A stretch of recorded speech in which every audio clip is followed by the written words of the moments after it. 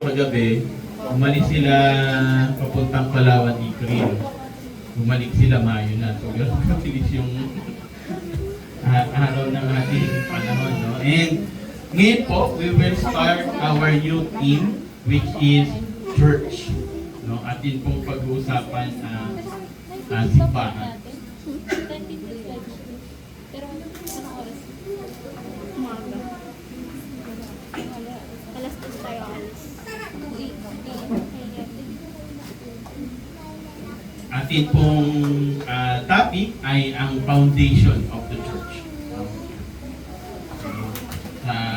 Nabasa na ating scripture kanina. So, salamat sa ating scripture reader. Another Sunday, another month, another week, ngayong araw, and ito po yung ating pag-uusapan. So before we start, meron akong parang nabasa kasi doon sa mga ilang sinuserve na I think last week ko ata ito nabasa. So meron daw yung so English so medyo paraphrase ko na lang, base sa aking pagkakaintindi. So meron daw traveler. Yung traveler na to, sila ay couple, so mag-asawa. So sila ay namasyal sa, of course, malayong lugar sa kanila. So sila yung namasyal, meron silang isang simbahan. So naghanap sila ng simbahan na mapupuntahan. Yung napuntahan nilang simbahan ay isang evangelical church. So sa madaling salita, parang katulad po ng ating church evangelical. So familiar sila sa mga music, sa order of worship, familiar sila sa mga ganong setup. So habang yun nandun sila, na-observe nila yung setup, na-observe nila, then at the end of the service, so tapos na, nangyari, since sila ay guests, so they're expecting na parang merong gagawin, no? But ang nangyari, hindi sila pinaalis agad. Hindi sila tawag dito, pinauwi. So, delikado itong electric pan.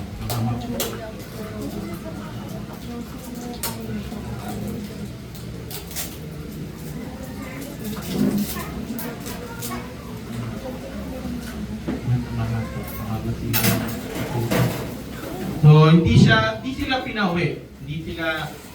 So, after yung service, meron tong usher. So, pinaupo sila, ganyan. So, ganitong setup, pinaupo sila. So, yung mga bago. So, anong ginawa nung usher? Binigyan sila ng papel. So, alam niyo kung ano yung papel? Papel na binigay sa kanila, isang survey. So, survey yung binigay. No? So, ang nakalagay doon sa survey or ang nakalagay doon sa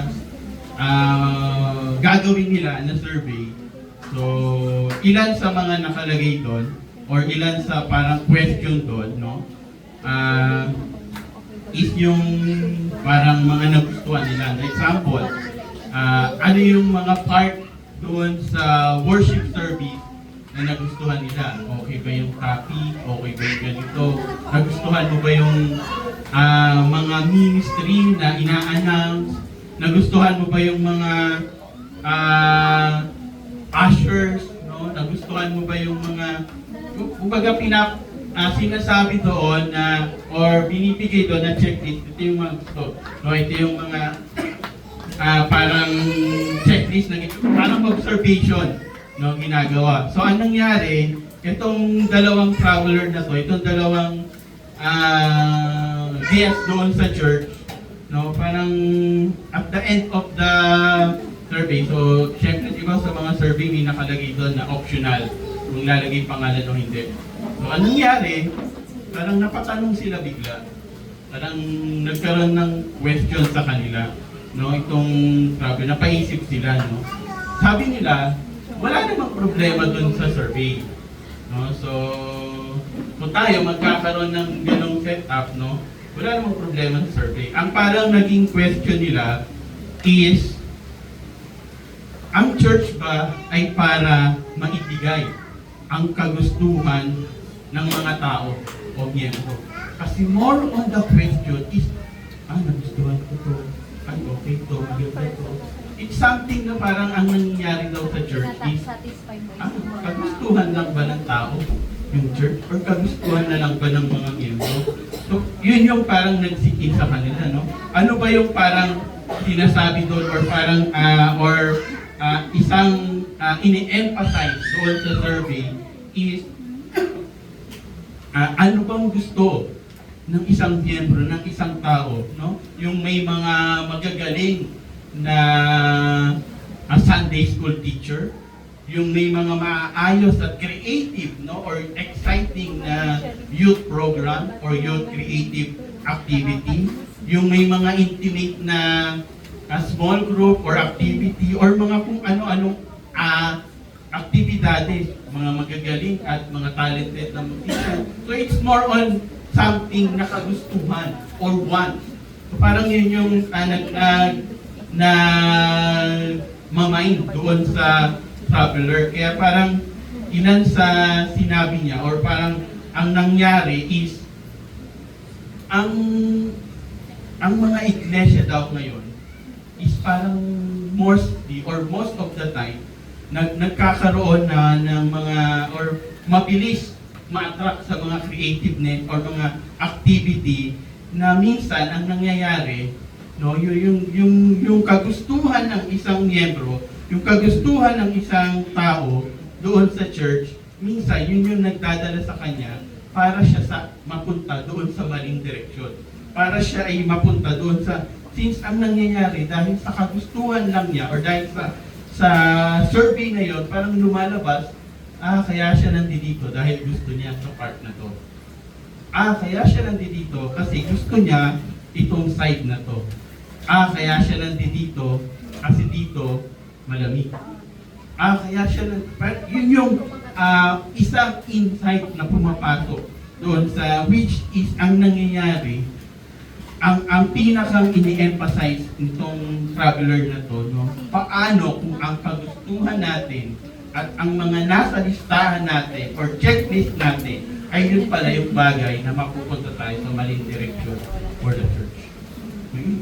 Habang isip ko, ang una pa lang no, nasa isip ko nun sa gawin kaya na parang magkaroon kami ng survey and biglang sa bandang huli yun pala yung statement niya. Kaya niya pinanggit, no? And at the end of the day, no, at the end of that survey, at the end of nung kanyang sinabi, ang question niya doon sa sarili niya, no? Do I just want a church that suits me, no? Kagustuhan ko lang ba? No? Gusto ko lang ba ng simbahan na nababagay sa akin? Or gusto ko lang ng simbahan na nakakatugon sa pangangailangan ko, no? Or paano magiging makasadali yung pag-iisip ng isang simbahan, no? Yung statement, no? Statement na ang isang simbahan, ang isang Kristiyano, ang isang believer, no? Pag ikaw ay nasa isang simbahan, ano ba ang nagiging thinking natin o ano ba yung nagiging mindset natin, no? Na kaya ka ba nandito dahil nag-provide yung kagustuhan mo or naibibigay, nakakatugon sila, no? Na minsan it's another way around, no? Kaya today, no, our focus should not on the church. Our focus should not be on the church we want, but on the church Jesus wants. Ulitin ko po, no? Our focus should not be on the church we want. Hindi yung kagustuhan natin, but kung ano ang kagustuhan ng Panginoon sa isang church. Hindi yung standard ng isang tao para sa church, kundi ano ang standard ng Panginoon sa isang church. Amen po? Amen.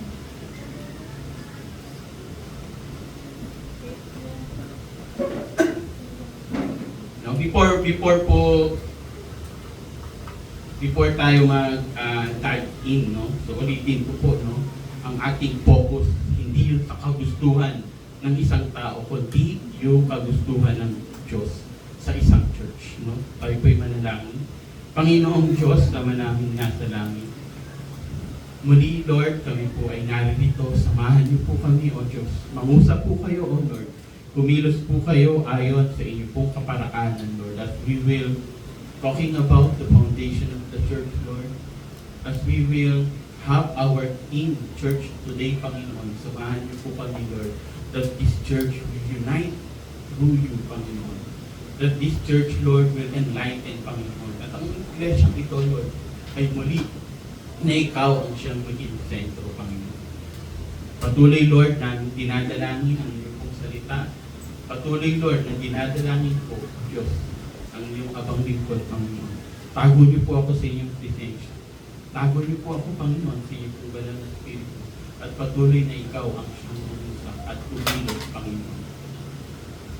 Ikaw, Lord, ang siyang marinig at ang iyong pong presensya ang nararamdaman sa oras niyo. Ito po yung aming panalangin sa pangalan ni Jesus. Amen. I just want to give at least 3 things, no? Sa umagang ito, no? Our topic is foundation of the church. Alam niyo, habang binabasa ko, habang inuulit-ulit kong basahin yung scripture, foundation. Parang sinasabi, sino nga bang foundation ng ating simbahan? Sino nga ba yung pinakang build, no? So, number 1, the church is built on God's blessing. Ang sabi doon sa verse 18, no? And I tell you that you are Peter, and on this rock I will build my church, and the gates of Hades will not overcome it. No? It's promise, or it's Jesus promise to build His church. It's not yung, hindi siya yung parang bakante lang or anything na a blank statement, no? That give us na parang, hindi, kahit anong sabihin, kahit anong gawin, no? The church is founded on the true disciples of church, no? Confessing the true gospel. Yung habang sinasabi yung statement, habang binabanggit, no? The continuity of our witness as a church depends on us as a remaining faithful to the gospel or to the true gospel, no? If we forsake the gospel, then Jesus has every right to remove our witness. Nung time po na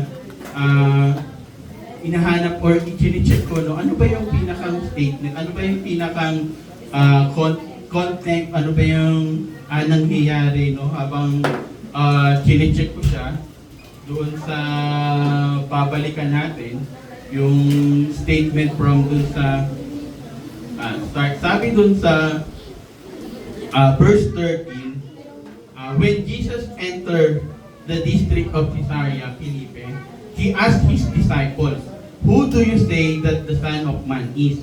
No, Jesus asked his disciples, sino ang anak ng tao? No, it's like na Jesus asking the identity or kung sino siya, no? And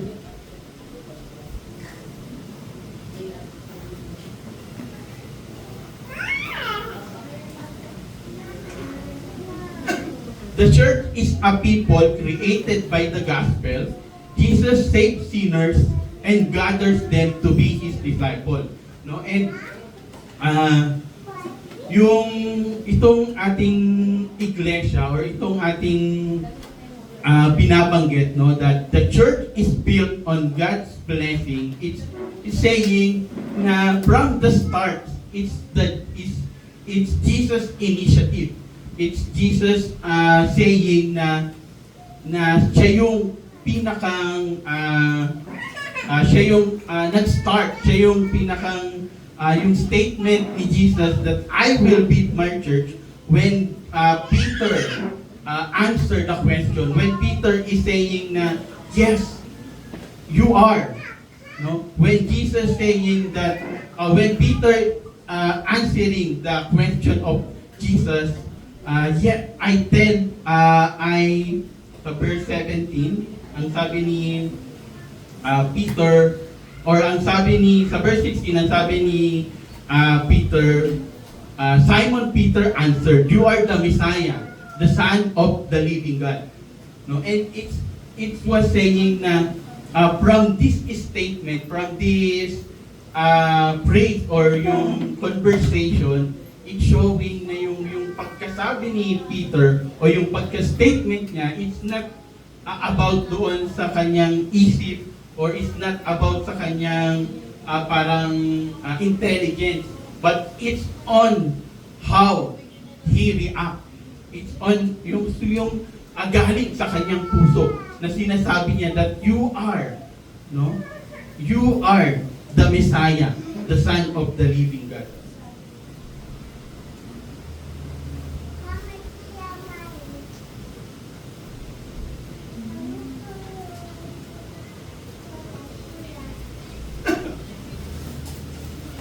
Next po is the church is built on Jesus' identity. So tulad po ng nabanggit ko kanina, when Jesus entered, ang sagot ng mga disipulo niya or ang sagot ng mga tinanong ni Jesus, ang sabi generally, sinasabi siya ay isang propeta, siya si Elijah, siya ay si Malakay tuloy. Or sinasabi nila na siya daw si John the Baptist, If titignan natin, if Jesus talking and asking to his disciple, but what about you? He asked. Yung you na tinutukoy, what about you? We already know that it's a pronoun, But kung titignan natin yung statement, what about you? It's asking many people. It's asking his disciples. It's asking about those people na nasa harapan niya. It's saying na, sino ako para sa inyo? And if titignan natin, yung pinakang meaning, Jesus is the Christ. He is the Messiah whom God promised in the Old Testament. Yung pinangako or yung binanggit, the Christ comes from the line of Abraham and David. Kung mapapansin natin doon sa, or hindi pala mapapansin, alam natin doon sa Book of Matthew, nakalagay doon how the genealogy of Jesus came from Abraham to David. And more than that Jesus is the Son of God, He has a special relationship with the Heavenly Father. Jesus has been chosen and set apart to do God's will.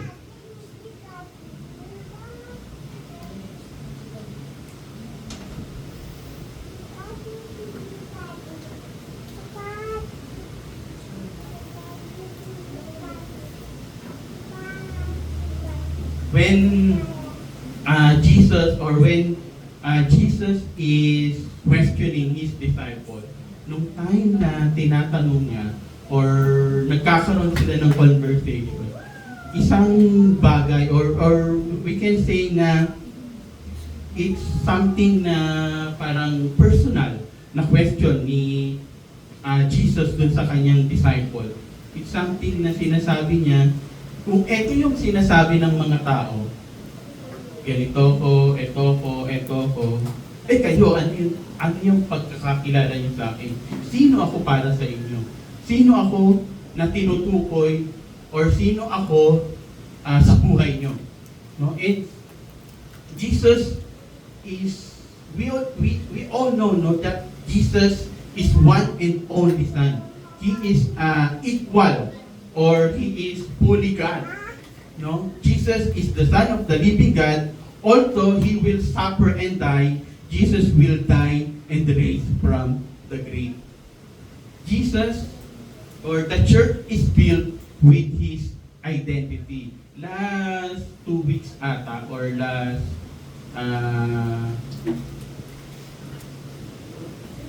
Di ko lang ma-recall. Basta meron kaming isang subject, no? Isang subject na subject na parang binibigyang diin itong part na to, no? Yung ang tawag sa part na yon is Arianism. Familiar kayo sa Arianism? I'm not sure kung yun yung pronunciation, no? But itong Arianism is the controversy doon sa Council of Nicaea around 325 AD. So itong subject na to, parang it's a reminder for us or isang parang sinasabi sa amin na itong subject or itong Arianism na to is pwedeng dito nagsimula or pwedeng ito yung ginamit ng isang malaking iglesia dito sa atin ngayon na doctrine. No, bakit? Kasi dito sinasabi na itong si Jesus daw ay hindi Diyos. Itong si Jesus daw ay hindi siya kapareha or kapantay ng isang Diyos. No, Arianism.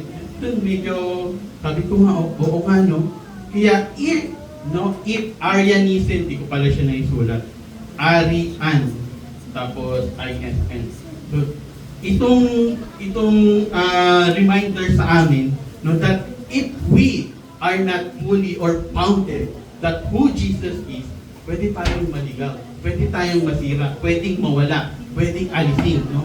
Pwedeng matanggal yung church na binubuo or church na nabuild ng ating Panginoon if hindi natin mapapounded who Jesus is. Kung hindi natin masisecure kung sino sa atin yung Panginoon na tinutukoy natin. Sabi ko nga, oo nga, no, Arianism. It's something na kung titignan natin, no, yung statement or yung kanilang doctrine ay malayo, no? But sabi nga sa isang commentary, regardless of who they say, no, regardless of kung sino man ako sa kanila or kung sino man ako sa ibang tao, ang question na papatak, who do you say Jesus is? No? Sa personal. If Jesus built the church with His identity, anong identity ng Panginoon sa iyo? Anong identity mo? Ano yung identity ng Diyos para sa iyo? No, kung Jesus built His church with His identity, sino ang Diyos para sa iyo? Or sino ang Diyos sa buhay mo?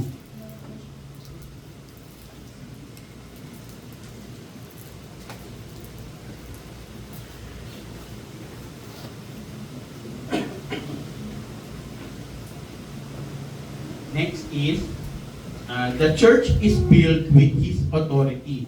I will give you the keys of the kingdom of heaven. No? Sa Tagalog, ibibigay ko sa iyo ang kapangyarihan sa kaharian ng Diyos. No? Alam natin na ang susi or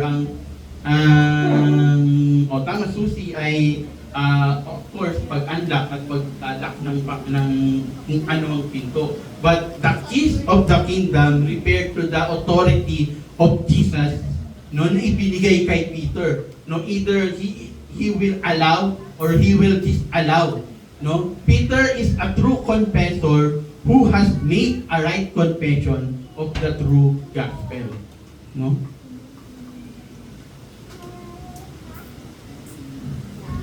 He is to exercise the authority by faithfully proclaiming the gospel to those who repent and believe.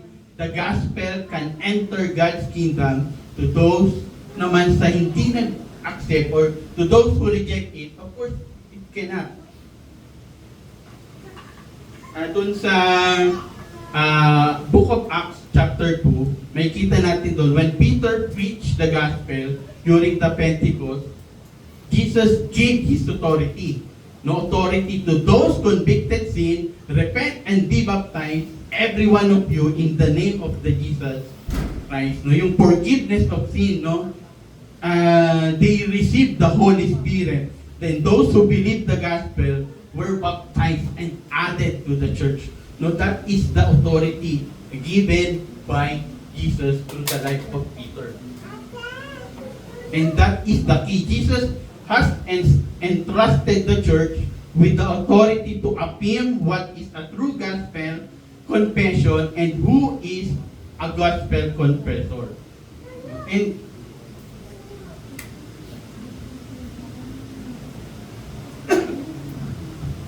sa ating church ngayon, sino kaya yung may mga authority? Sino yung binigyan ng Jesus ng key? No? Tell it to the church, not just the leader or a particular group of the church, but the member of the church, the gathered assembly of believers. Jesus entrusted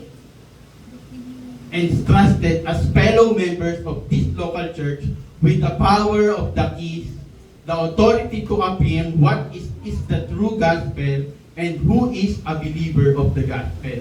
No, alam natin na we all have, no, lahat tayo ay may kanya-kanyang task, lahat tayo ay may kanyang ini-exercise. We are all responsible for the health of the church. Tulad nung ibinigay na kapangyarihan kay Peter, no, ang bawat isa daw ay meron ding ibinigay. No, tingnan mo yung katabi mo. Meron kaya yan. Meron daw bawat isa. We are responsible sa bawat isa that we are the keys. No? Isa tayo sa instrumento ng bawat isa upang palakasin sila, upang pagtibayin sila. No? And before dun sa aking last second to the last, pwede pakita yung picture. Ayan. O, ganyan lang muna. Sino nakakalam po na to? Meron kayo idea? Design, ganda, no? Isa rin po ito sa subject namin. Ang tawag po dyan ay catacombs. Catacombs. O yun natin yung pronunciation doon. Catacombs. Ano yung meron dito sa catacombs? Ano? Patay daw. Yes. Isa, may patay. So nakita niyo yung mga ganon-ganon, nandyan yun. Yung mga patay, dyan sila nililibing. So, May buhay din dyan pa? May buhay din, babies tayo. meron din diyang buhay. Bakit? Kasi this is a place of worship nung early church. So na-imagine nyo na, may patay, but this is also a place of worship nung early church. During first period or hindi ko nakabisado yung 80. Puro 80 kasi yun. So, this is the so yung later on ano na lang siya, parang na-evolve, no? Ano tawag doon? Na progressively parang gumaganda o maayos. But tulad nitong part na to, medyo mas maayos kaysa dito. Dito, obviously, mukha siyang burial, no? So bakit, ang question ko nun, no? Bakit dyan sila nag-worship? No? Hindi sa maayos na church, hindi sa magandang church, no? Una, kaya sila dito ng worship, number one is persecution. So yung time na yon, ang persecution, ang tao ginagawang human torch. Familiar kayo sa human torch? Sinisindihan para maging pampailaw. So ganun ka tindi, no? Kaya sabi ko nga, nung question sa amin, ano yung pinakang reflection nyo dito sa way of worship ng early church compare sa ngayon. Imagine, pupunta ka dito sa medyo hindi kagandahang amoy. Tapos, magpupuri ka sa Panginoon. At the same time, di ka sure kung makakalabas ka or makalabas ka man, pwede ka rin. Kasi nga, yung persecution dyan that time is sobrang ganun ka tindi, ganun ka grabe. But imagine there yung genuinity nila sa pag-worship sa Panginoon. Genuine, yung statement ko dyan doon, naalala ko yung pagiging martyrdom nila. Because hindi nila alam, napapasok sila dyan, pwede silang hindi na makalabas.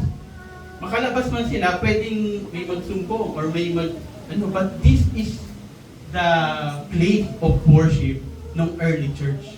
I-compare natin ngayon, no? Tayo mawalan lang ng aircon, hindi na tayo mapakali. Init na yun. Mainit kasi.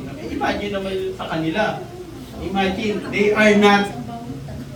are not attending the worship service para sa kagustuhan lang nila or para sa nais nila. But they are attending this worship service because they know na ang kanilang imimit, ang kanilang pupuntahan, ang kanilang kakatagpuin ay hindi yung mga miyembro, hindi yung mga pastor, hindi yung leader, kundi yung pinakang nag-found ng church, which is Jesus. Sabi ko nung napag-usapan yung tema or nung nireview ko ulit yung ating schedule, sabi ko ako pala yung first Sunday. Isa sa hindi pumasok sa isip ko is may pakita yung catacomb. No, alam yung progressive niyan, paganda ng paganda, paayos ng paayos. Pero kasi nga, ang nangyayari doon, habang tumatagal, parang tinatangkili, ano ba yun? Yun ba yung word? Tinatangkili. Parang ina-absorb na yung Christian community or yung Christian religious. So habang kaya medyo naayos. Pero nung early pa lang, no, yung nagsisimula pa lang sila, ganito katindi na yung pinagdadaanan nila. Ganito na katindi. No? Kaya, it's a reminder for us that the church is built on Christ, not human effort. It was built with His blessing and authority. As a response, we have the responsibility to extend His kingdom and unite as a body of Christ. Andiyan ba yan nakalagay? Kaya pakibasa po, 1, 2, and 3.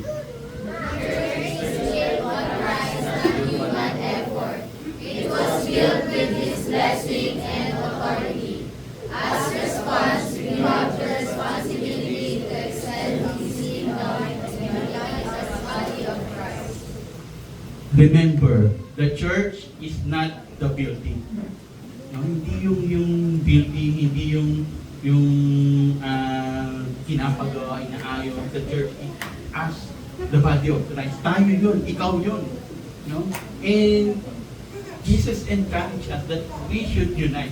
We should act, we should good, no? Last Friday, no, hindi ko parang baka hindi ako makatulog pag di ko nabanggit. No? I think hindi na word yung yung reminder. Hindi na sa message ni Pastor James, parang hindi na word yung reminder. Hindi na word sa akin yung personally, no? Parang hindi na yun, no? Kasi habang testimony si Pastor, habang nagkukwento si Pastor, ang pumasok sa isip ko si Jonah. No? At ang daming kwento ni Jonah. Si Jonah ay inutusan ng Diyos. Ang nangyari, sa iba siya pumunta. Doon sa pinuntahan niya, na barko ba yun? Barko, no? Doon sa pinuntahan niyang barko, anong nangyari? Naalpala. No? Alam natin, si Pastor James at ang pamilya niya ay merong pinag-pray na mission field. Habang parang sabi ko, ako ba yung nagiging reason? Bakit naanta yung mission field nila, Pastor? Because I am not doing my part as a church leader, as a church member. I am not doing my responsibility, no? Na pinagpipray natin, June, makukumit na natin yung church. But May na. No? June, mapupurchase na natin, pero May na. No? Habang chinecheck ko, ano ba yung mga kinumit natin na gagawin natin para sa church? Hindi pala natin. Ano ba yung mga kinumit ko na gagawin ko? Ano ba yung faith lock. Yung faith lock, ang nasa isip natin, maglalagay tayo, magsusunod tayo, pag meron na tayong hawak, hindi na faith yun. Sa yung sarili na yun. Kasi sinugurado mo muna bago ka maglagay. Kaya nga faith hindi mo pa nakikita, naniniwala ka na that the Lord will provide. Amen. Tapos Tapos ang nangyari, no, abang isip ko, ano pa ba yung nasa listahan ko? No? Habang inisip ko yung Lord, forgive me kung ako man ang isa sa nagiging rason kung bakit naaantala. But let's not forget that we are the church. No? Let's unite each other. Sabihin mo sa katabi mo, unite daw. Unite. What good night? Unite. Good night ata yung nasa isip eh. Unite daw, no? And that is, yung time na yun, di ba Friday yun, so kinabukasan, uwi na sila. So kaya talagang ilang araw din akong medyo napapaisip, no? Habang and I know na sa sarili ko, I have feared, no? Meron akong di nagawa. Inaamin ko na meron akong di nagawa. No? And ano yung magiging response ko? Hayaan na lang. Siyempre hindi. Dapat kumilos. Ang commitment, ang prayer natin, no? Nung first time na pinakita sa atin yung lupa is within 6 months, with this June. Tama, June? Ako lang ba yung may commitment? Ako lang ata yung pinadamay mo pa kami, pastor. No? Prayer natin this June, or this year, no? Makukuha natin yung lupa. No? Pero, May na. Pero naniniwala tayo that one day, no, we will purchase that land. No, if we will do it together. Because we are the church, we are the body of church, sama-sama tayong gagawa, sama-sama tayong ikilos. Amen? Amen. Kaya tara na. Good morning po at maraming po salamat.